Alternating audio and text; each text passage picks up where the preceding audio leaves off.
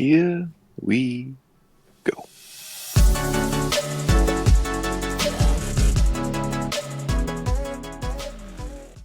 Welcome back to another episode of the Merge Feast. I'm Blake, back with Logan and Brandon after a little 2-week break. Welcome back. What's up? Glad to be back. Great to be back. Excited. Absolutely. And 2 more weeks until the finale. No, I don't know why. We're 2 weeks out from the premiere. We're a long way away from the finale, though. I don't know why I said finale. It's that's late. not 2 weeks from now. No, sir. I'm tired. Don't yell at me.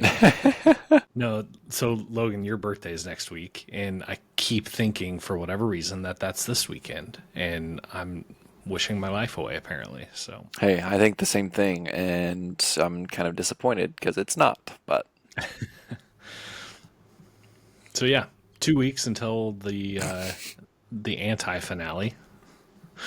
And I think little teaser. Next week, we're going to review the cast list and maybe bringing back the draft. So we'll all kind of pick some players and kind of create our own little tribes just based on the bio that's put out. So stay tuned next week for that. But big news in Survivor this past week was Survivor versus the World. That premiere or finale. Sorry, I won't keep that joke going. I'm sorry. That finale happened, and we have a new winner.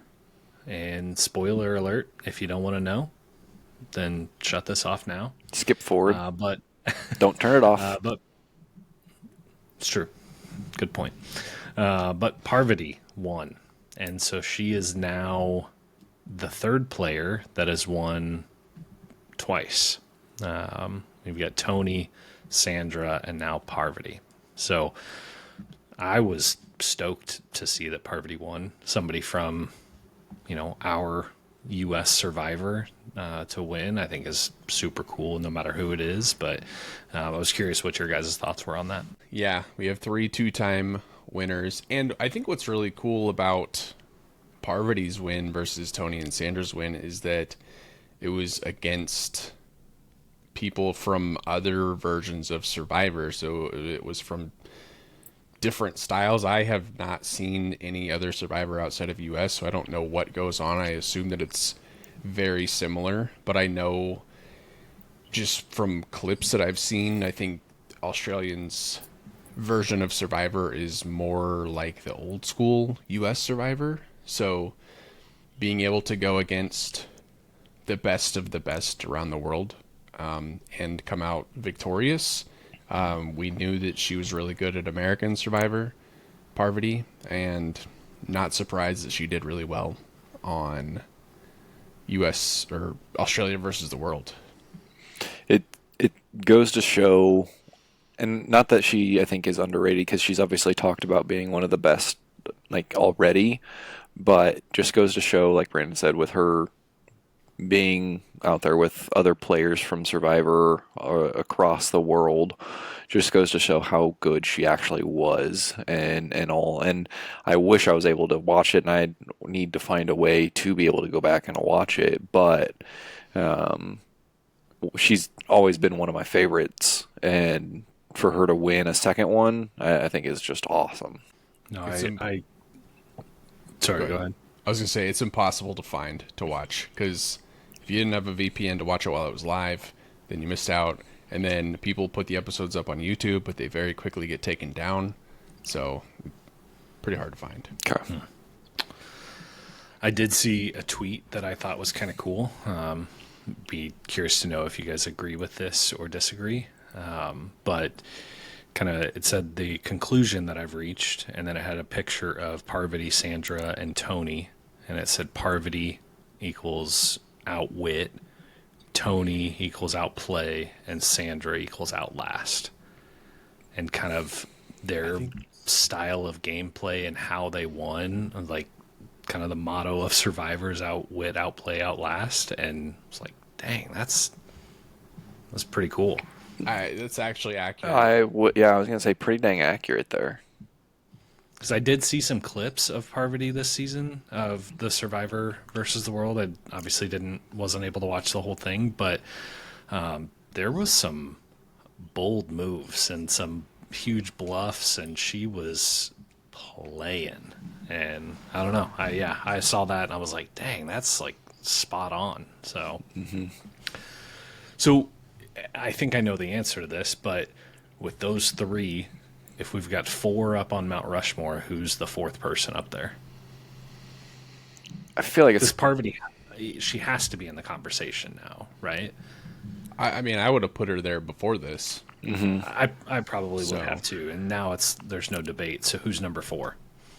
I feel like it's got to be Boston Rob. I mean, yeah. I don't feel like that's a question there. Yeah, So are you saying Tony, Sandra, Parvati, Boston Rob? yeah. Yeah, I would say that that's true. I think Boston Rob is, I think, has played more than anybody or as much as anybody has, and is very polarizing figure in Survivor, not only Survivor but reality TV. I mean, you either love him or you hate him, and that's the perfect person to have be the face of a Survivor or reality TV show. Yeah. So I would agree with that. Well, one of the other things that I was curious your guys' thoughts on. So I think I sent you guys a tweet where apparently on Survivor's YouTube channel they're doing like a 48 hour like miniature version of the game with content creators. And from what it was looking like, it was 8 different people from the posts that I saw. I recognized a couple of them, but not anybody that I know incredibly well. But one, are you guys going to watch that? Two, do you think that's a good idea for Survivor to do things like that, or to do like a celebrity version of the game, or crossover from Big Brother Amazing Race? Because Survivor doesn't seem to do a lot of that, and I'm curious your guys' thoughts on if that you think that would be good for the game. So, one, yes, I do plan on watching it. It airs on their YouTube channel September 18th. I wish it was sooner. I wish it was like the 15th or 16th so we could talk about it on next week's show, because I know it's airing on the 18th. Survivor 49 premieres on the 24th. Probably not going to go back and talk about the mini Survivor when we're talking about the premiere and everything that went down there. But I am surprised that there hasn't been an all celebrity version of Survivor. We've had celebrities on Survivor. We had Dallas Cowboys coach Jimmy Johnson way back in the day. We've had wrestlers, actors, writers, just different people. Was it Culpepper? Brad Culpepper, football players. Yeah. Yep. And most of them have been hits in their ratings draws, I would think. I'm surprised that they haven't leaned into doing an entire season of it, especially when they do 2 seasons a year. And it's not like they got to do it all the time. It can be a one and done thing. But there was a show on CBS a few years ago called Beyond the Edge, that was basically Celebrity Survivor in a way. It had a Ray Lewis, it had Jodie Sweetin, had Meta World Peace, Mike Singletary, Colton Underwood, just a bunch of different Actually, A-list or B-list celebrities. actually want to say that now that you list some of those people off a little bit more, I do remember seeing, I think I want to say I watched a few episodes of that. Wasn't it where they obviously would do some challenges and then they'd kind of like vote like weakest off or something like that, but they'd had several difficult challenges that they had to work together on and complete. Yeah, so they were teams. They were all working for charities. Yeah. And at the end of the night, they would do like a kind of a round table sort of thing, and you had the choice to stay or leave. Like there wasn't any vote outs. It was, That's right. I think they had a bell that they rang. Hmm. Like if you're done, you go ring the bell, and you're out of the game. But I think you could stay in as long as you want, and it was like, I don't know, maybe 10, 13 days, something like that. But I thought it was really cool, and we talk a lot about humanizing players and people being humanized in the game, and they're not just characters and these game bots that we see. But it was kind of cool to see like Ray Lewis at his breaking point or Mike Singletary at his breaking point and so on. And I think putting celebrities in a Survivor environment would be just really interesting to kind of see that side of people, because we always see celebrities and athletes, whoever, at their best. So it'd be cool. I think it would be fun and cool to watch something like that. Yeah. No, And I guess if they were like active athletes or, something like that, that might be hard, like to get LeBron James to come out and play Survivor while the NBA season's going on. But I'm sure you could get strategic on that, or, not pick those people. But I mean, there's plenty of retired players that I would love to Yeah. that move the needle still. Yeah. So and to your question, Blake, yes, I will be watching the one on YouTube, and in the same sense, yes, I think the celebrity or crossovers are a great idea, but I think the whole YouTube idea of uploading it there is a phenomenal idea. I think YouTube is a platform that's exploding, just in all areas, and to have more content out for Survivor and getting, I don't know if necessarily the younger crowd, but with it being content creators and that being such a big thing right now, I think that's just going to bring more people into Survivor, getting their feet wet in that, seeing the content creators, and even if, say, some of those content creators do well on the 48 hours, have them come in for a full season, or kind of using it that way. But, I mean, in the sense of YouTube, I mean, YouTube Golf and different things like that, that's brought a whole different crowd and aspect to that fandom, and I think that can do that same thing for Survivor as well. And I think it's a great idea, and I love it.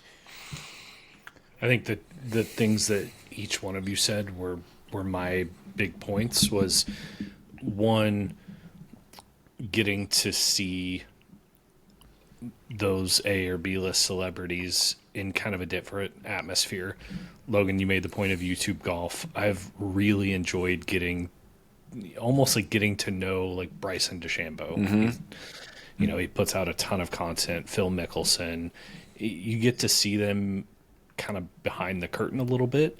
But then shows like Hot Ones on YouTube, where it takes those celebrities out of their element, and you just get to see a different side of them and get to know who they actually are. And, Yep.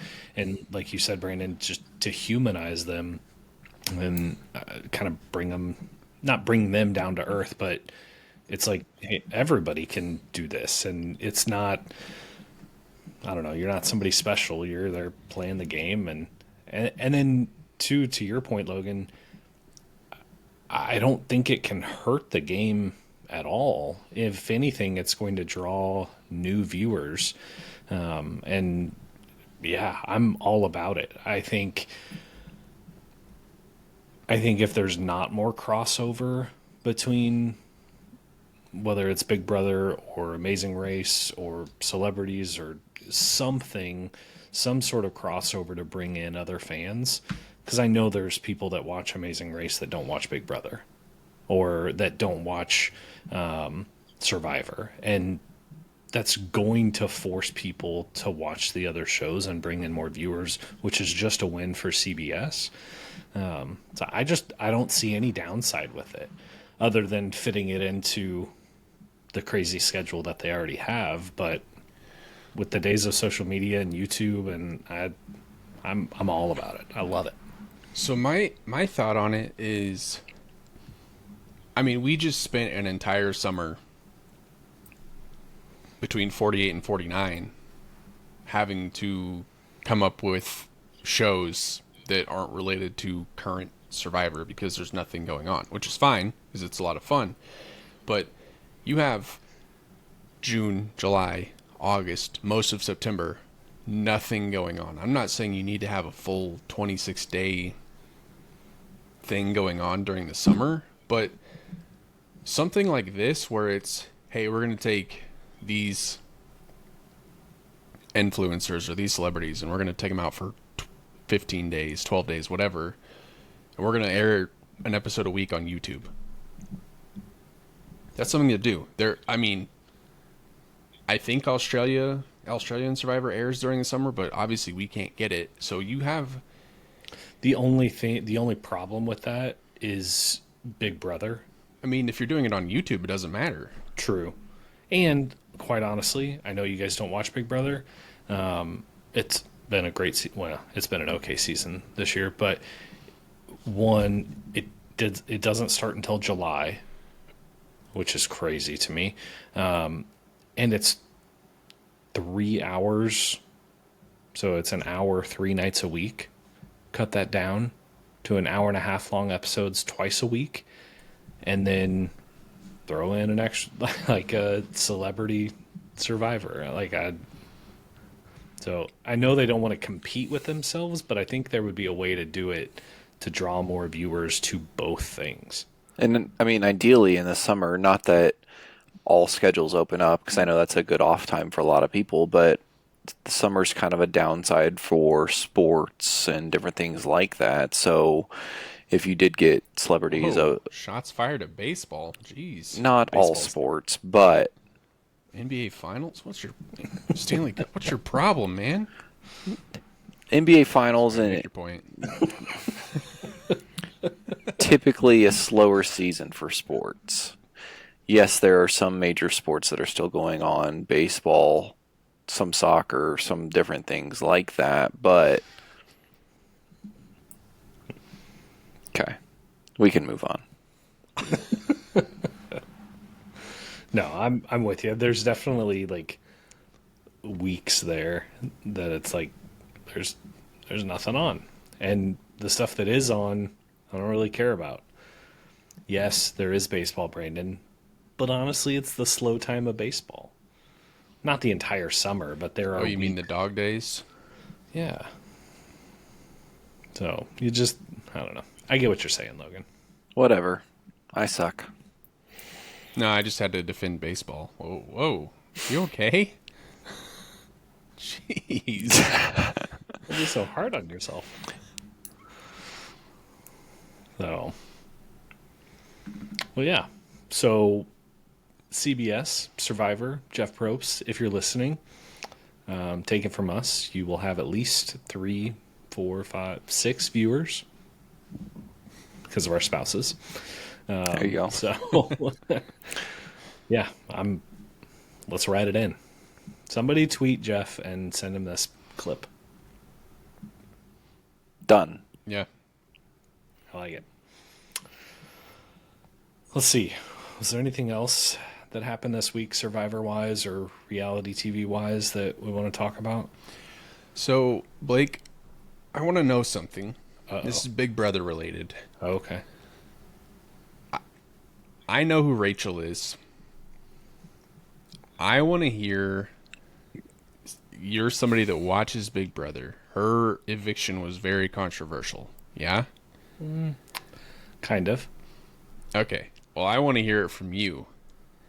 There's a lot of uproar about how she got evicted.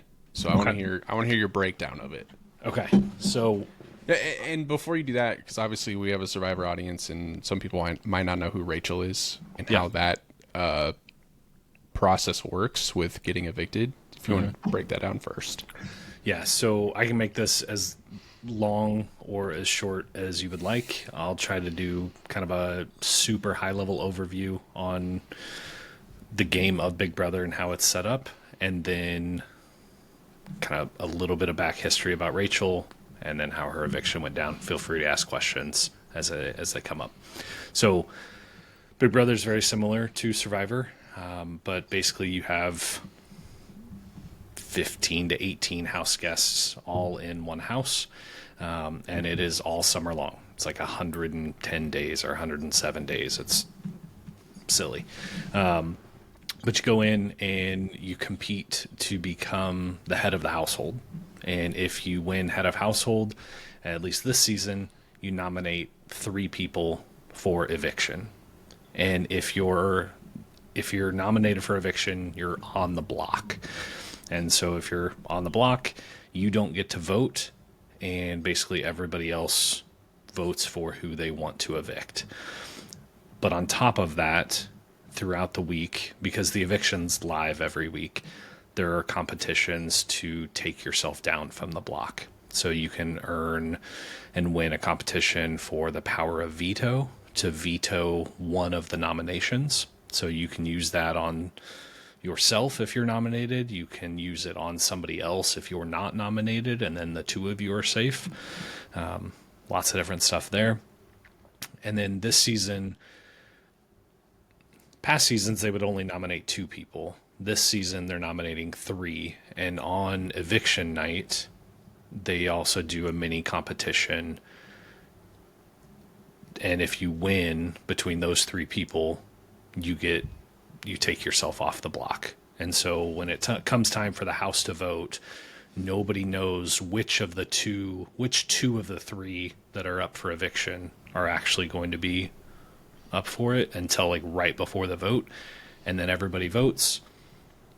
They read off who wins, and then they're evicted. So Rachel, she is playing for the second time, or played for the second time this year, this season. She played for the second time. She played, I don't know, several years ago.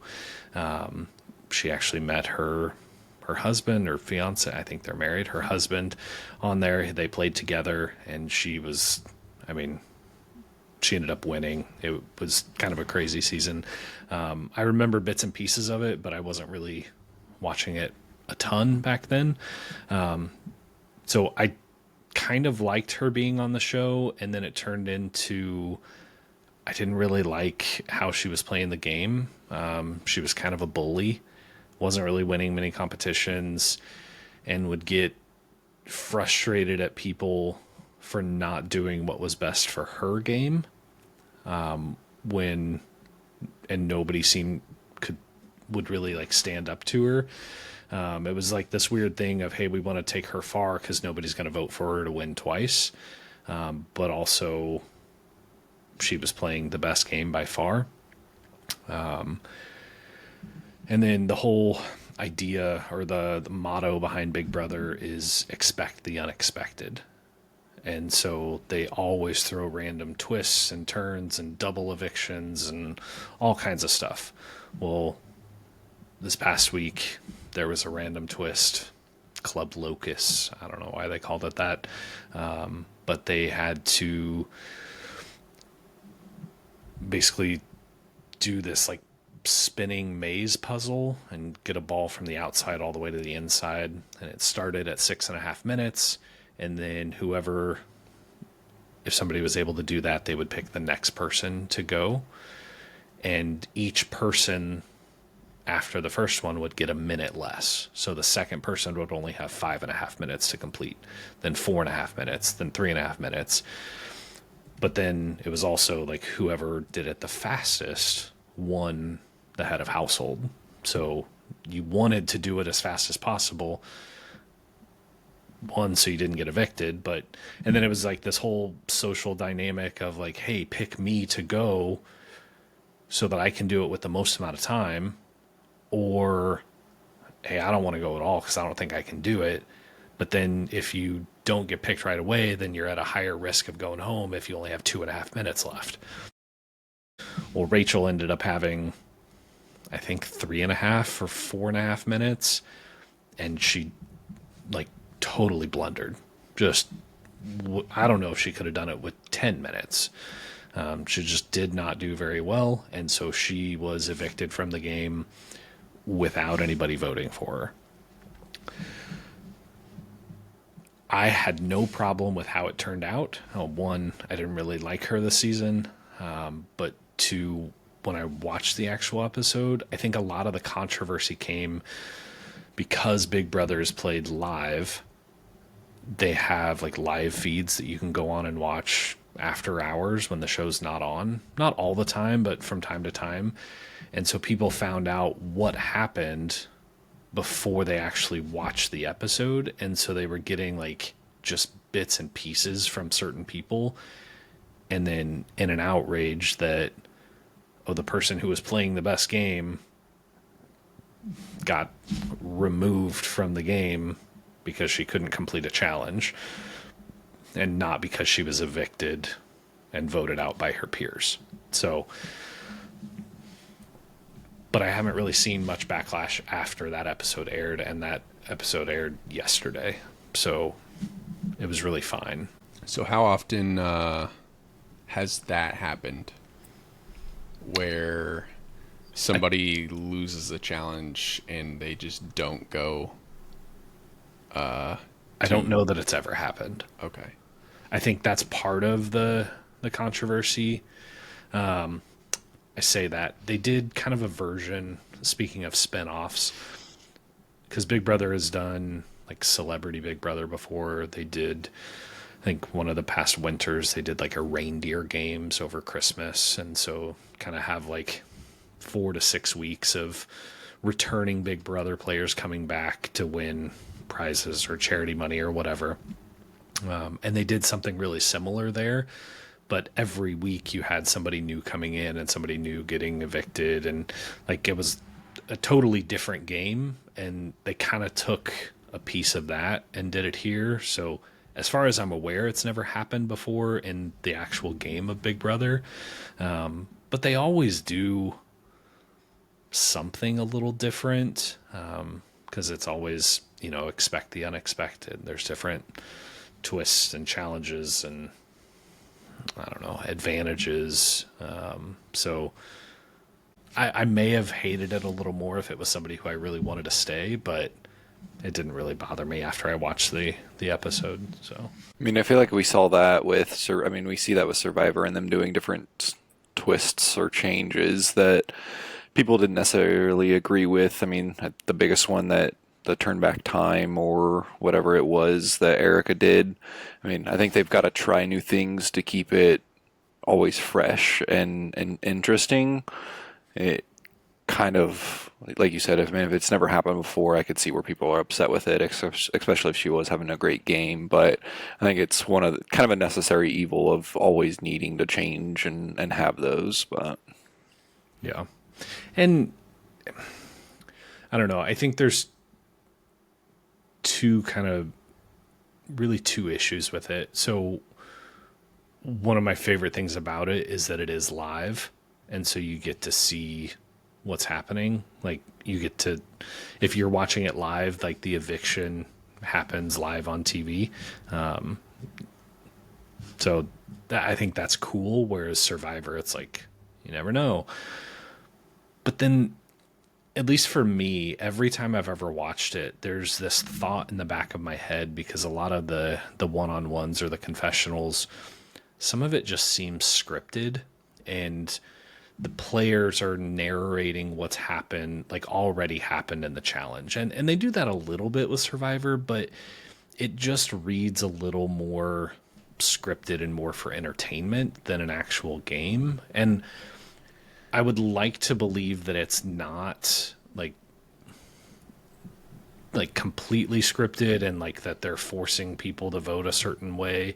But there's always been a thought in the back of my mind. I'm like, I don't know how much of this is actually legit. I'm sure most of it is, but I've never really had that thought with Survivor. And that's when there starts to be conspiracy theories like that within the game, and that frequently, and this many people are speaking out about it, and nobody said that it's scripted or anything like that, but I don't know, it just makes it a little difficult to be like, oh yeah, you should really watch it, just because there is so much controversy there. But and it's a huge commitment. I mean, July to October, 3 hours a week is a lot. But that being said, I do enjoy it. So Well, I'm glad you cleared that up because I saw a lot. Obviously, like I said, I don't watch it. I haven't watched it. I should watch it, but I just saw a lot of chatter around her eviction this week and how it just kind of felt unfair to her. So I just wanted to get somebody's opinion that actually watches the show as well. So thanks for that. yeah. Well, if you ever do decide to go back and watch it, let me know, and I will tell you the season that I think you should start with, because there are some better ones than others. So if you decide to, let me know. Yeah. Alrighty. Well, that's it. All right. Well, yeah, tune in next week. Survivor Draft, talking about the cast of season 49. Yeah, if you have any ideas for us, you know where to find us. Show notes, email. And I'm going to get my feelings hurt if we don't get any emails in season 49. So don't want that to happen. So make sure you send us an email at some point in the next 12 weeks. But yeah, so tune in next week and go ahead and say goodbye, Logan. Goodbye, Logan.